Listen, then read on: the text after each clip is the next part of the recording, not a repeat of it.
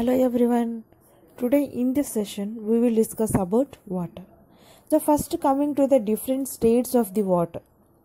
That means in how many forms we can see the water. There are mainly three forms are there. That is gaseous form, liquid form and solid form. Coming to the gaseous form, the examples is nothing but in the form of air, that means moisture. We can see the water. And if you take the liquid form, so in the liquid form the water is present in the form of oceans, lakes and underground water.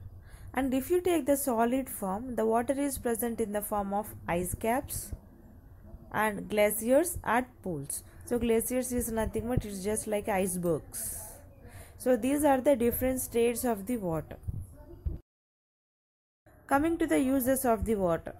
The uses of the water are drinking, brushing, washing utensils, clothes, vehicles, next cleaning plates, floor, producing electricity, agriculture, gardening, and finally it is used in the industries. So in all these purposes we can see we will use the water. Next. Nearly 2/3 of the earth is covered with ocean or sea water.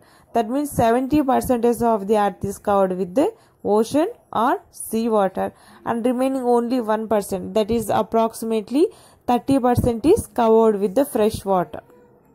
Water in the oceans and seas is salty or saline, and it is unfit for drinking and industrial purpose and agriculture. Of course, we are having so much amount of the water in the form of sea or ocean, but we cannot use the water. Why? Because it is very salty to taste, and we all know we cannot drink the salt water. And even in the industrial purpose also we can't use the sea water or salt water. Why? Because if we use the salt water, then the machinery will undergo so many repairs. That means the machinery will damage. And of course we cannot use even in the agriculture purposes also. Why? Because the plants cannot grow with the salt water. And if you take the sources of fresh water, that is rivers, spring, ponds and well, and even we can consider hand pump also as an example. So these are some freshwater sources, and the water in taps generally it will come from the rivers usually. And the main thing is water cycle. So the basic processes in water cycle is evaporation and condensation. So firstly, what is an evaporation means? We all know from the liquid, if you start heating it, it will convert into water vapor. That means evaporation is nothing, the process of turning water to water vapor by heating. So if you start heating, the water will converted into water vapor. From where the water is available means the water evaporates from water bodies and other sources due to sun's heat. So water sources is nothing but it may be rivers, lakes or streams, etc. So from these water it will convert into water vapor. As well as these water vapor joins the atmosphere continuously as a slow process. That means just now we said no, so the water is converting into water vapor by the process of the evaporation. So these water vapor enters into the atmosphere. Here next one more point, water vapor also reaches the atmosphere by transpiration in plants also. What is transpiration means? The main difference between evaporation and transpiration is evaporation nothing but the water will converted into water vapor from the water bodies, and transpiration is nothing but the water vapor present in the plant leaves will enters into the atmosphere. So this process of transferring the water vapor from the leaves of the plants to the environment is called transpiration. So generally the plants will absorb the water with the help of roots. From the roots the water will spread entire the plant body. That means it is also present even in the leaves. From the leaves the water is evaporated. That process is called transpiration. Next, coming to the formation of the clouds. The water vapor, whatever formed from the evaporation and transpiration processes, will move up and undergo cooling and condensation to form clouds. So condensation is nothing but decrease in the temperature. So once the temperature is decreased, the water vapor is converted into the water, and then they will form as a clouds. Many tiny droplets of water in the cloud come together to form larger drops which are heavier and falls as rain. That means the small droplets of water, whatever formed from the water vapor in the cloud, so all that small droplets come closer with each other, and that small droplets will combine together to form as a larger droplets, and they will come down in the form of rain. Next, condensation. As we already said, condensation means the process by which water vapor turns into water on cooling. So if you start cooling, the water vapor will convert into the form of water.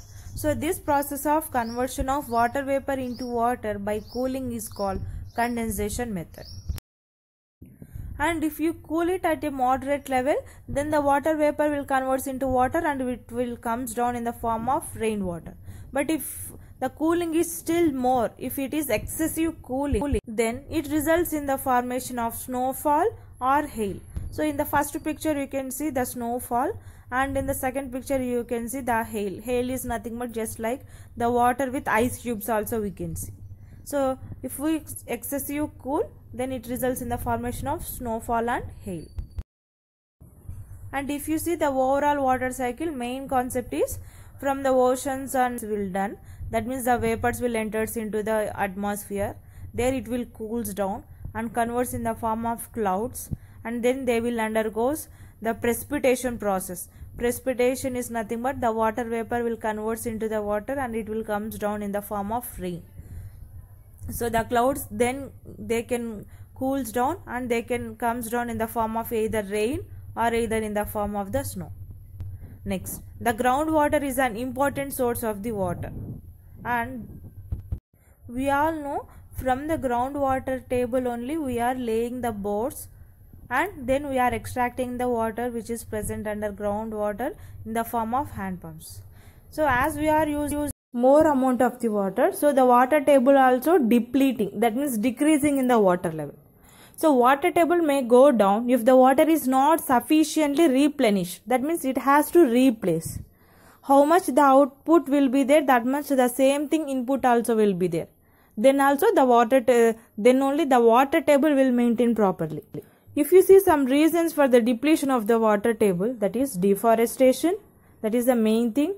Next, scanty rainfall, that means less rainfall. Next, excessive consumption by increasing population. More population, more usage. Next, decrease in the seepage area. Next, excessive use by the agricultural activities, so more amount of water. Next, increasing industries. So industries increases means obviously the water input also will be more. There is definitely a need to conserve the water. How can we conserve the water means we have to firstly avoid the wastage. And whatever the leaking taps will be there, first we have to repair them, or else we will lose too much amount of the water. And if it is possible, we have to use reuse and recycle policy. Next, we have to use the kitchen water to garden, that means planting, that means pouring the water toward the plants present in the garden. Next, we have to use drip irrigation. Drip irrigation nothing but a long pipes will be there which is placed at near the roots, thereby less amount of water only required for the growth of the plants, and then we can avoid the uses also. Even the water wise habits if you take means we have to wash the vessels using collected water, that means we have to take in the buckets, like that only we have to use. So instead of washing directly under the tap, so if you turn on the tap, then how much water we are using for cleaning the vessels we can't estimate also. So it's just like a wise idea, just collect the water in your buckets and then use for cleaning. We have to mop the floor instead of washing, then only we can minimize the amount of water. Next, we have to turn off the tap while brushing also. Next, this is the best method, rooftop rainwater harvesting. If you take school or even houses also, of course we will have the roofs, right? So from the roofs, whenever the rain will comes, all the water will comes down. So we have to collect that water, whatever coming down from the roof. So even if you simply dig the earth, also just make it as a pit, then also we can store the some amount, at least some amount of the water. So like storage and percolation. One more thing is we have to plant the plants, then that means planting the vegetation, and by using rainwater harvesting method, and pond, which is a traditional way of collecting the water. Next, infiltration pits. Simply if you dig the earth, then it will direct it to underground to recharge the groundwater. So this is also one of the best method. Then grassy patches and other vegetations. It helps in infiltration. Infiltration nothing but absorbing the water.